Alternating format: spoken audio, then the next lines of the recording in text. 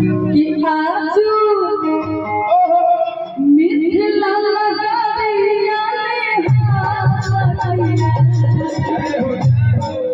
कि आजू मिथिला लगरिया हो हाल सब चारों दुआ बरका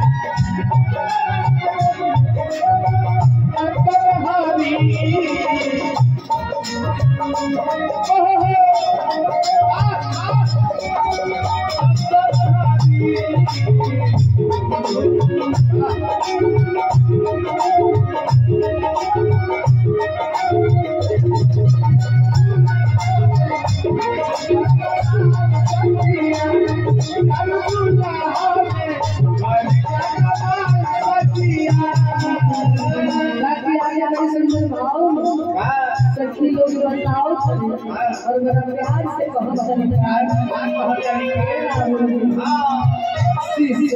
मौरिया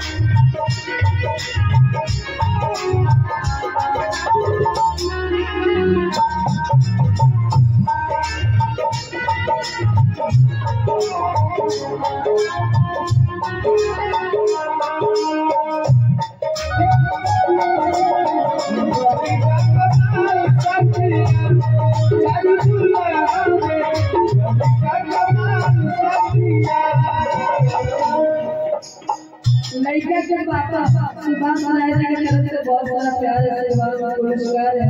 बहुत बहुत धन्यवाद चाचा जी आपको। जो है सुभाष राय की तरफ से एक पतंगा नोट निकला है। लगल धुरनिया धक्का बलम कलकत्ता चले गए। अरे मत बजाइए बाकी आगे बड़ी सुंदर भाव सही सही लोग बताओ। सुभाष राज जी की तरफ से बहुत सारा प्यार आशीर्वाद पुरस्कार है। हाँ देखिए यह होता है पावर। जब तबला बजेगा धीन धीन तो ये कहीं काल में साइंस नोट निकलेगा चेन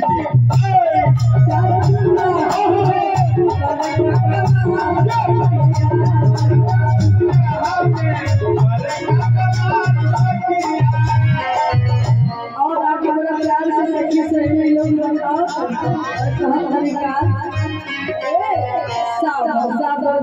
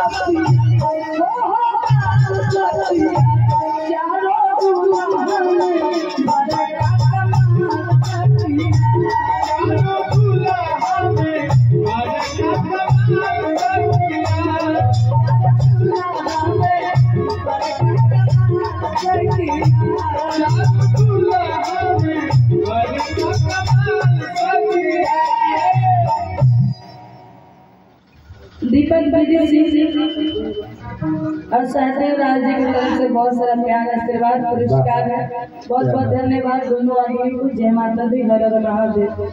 कि चारों दूल्हा में बरकत